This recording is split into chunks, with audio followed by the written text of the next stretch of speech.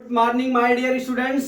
आज मैं आपको क्लास 8 का मैथ का लेसन 12.3 का फैक्टर गुणनखंड का मैं जो है क्वेश्चन नंबर जो है 4 लेके आया हूं पार्ट 2। ठीक है, लेकिन पार्ट 1 में हमने तीसरी सवाल बता दिया था, लेकिन यहाँ पे पी क्यू जो है छूट गया था, इसलिए उसका आंसर दूसरा आया होगा। अभी मैं वो जो किताब में लिखा हुआ सवाल है वो सेम सवाल पढ़ा रहा हूं।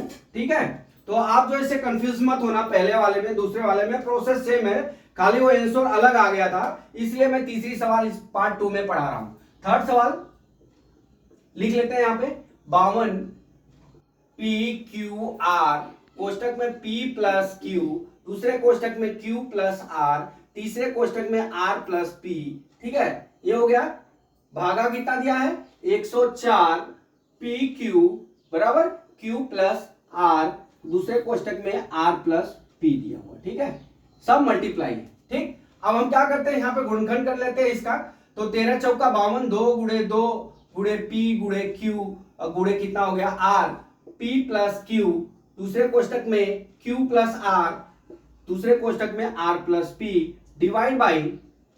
अब 104 का होता है 13 वट्ठे 104 होता है, तो क्या हो गया 2 दूना 4 दूना 8 और गुणे कितना हो गया 13 और गुणे कितना हो गया P गुणे कितना हो गया Q, बट कोष्टक में कितना हो गया Q plus R, R plus कितना हो गया हमारा P हो गया।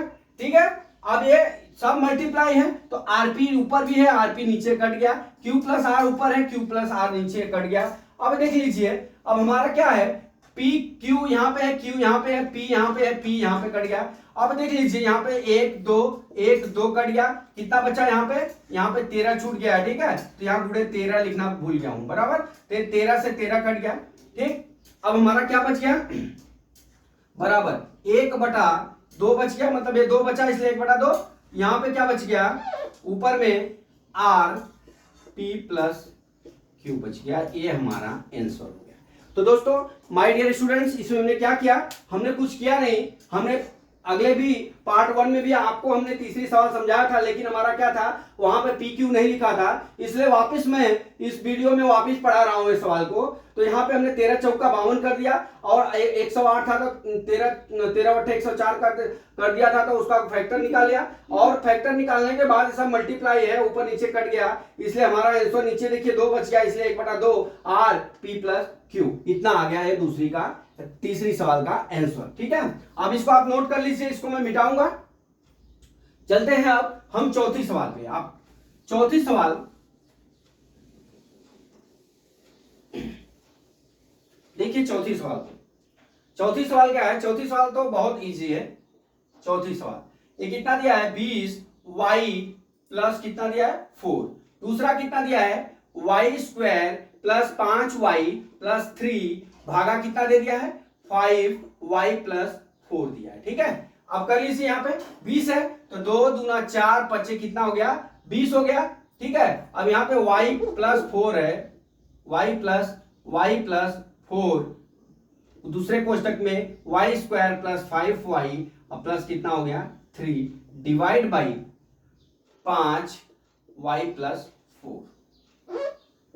ठीक है, अब देख लीजिए y प्लस 4 से कट जाएगा, ये 5 से कट जाएगा, तो बराबर कितना आ गया 2 गुणे 2 कोष्टक गुणे y square plus 5y plus कितना बच गया 3 बराबर कितना हो गया 4y square plus 5y plus कितना हो गया हमारा 3 हो गया। ठीक है, ये हमारा आंसर हो गया चौथी सवाल। अब यहां पे हम पांचवी सवाल करते हैं। पांचवी सवाल क्या है लिख लेते हैं, पहले क्या दिया है x प्लस 1, ठीक है, और दूसरे कोष्टक में x प्लस 2, तीसरे कोष्टक में x प्लस 3, भागा कितना दिया है x प्लस 1, भागा कितना दिया है भागा x प्लस 1। ठीक है, कितना हो गया। अब हम क्या करते हैं, इसका भाग कर लेते हैं, बराबर कुछ करना नहीं है, मल्टीप्लाई दिया हुआ x प्लस 1 और दूसरे कोष्टक में x प्लस 2, तीसरे कोष्टक में x प्लस 3, भागा कितना दिया है x और x प्लस 1। ठीक है, अब ऊपर नीचे आप देख लीजिए, ऊपर नीचे सब मल्टी है तो आप डिवाइड कर सकते हैं। x प्लस 1 से कट गया, x से x कट गया, कितना बच गया x प्लस 2 और दूसरे कोष्टक में कितना हो गया x प्लस 3 हो गया।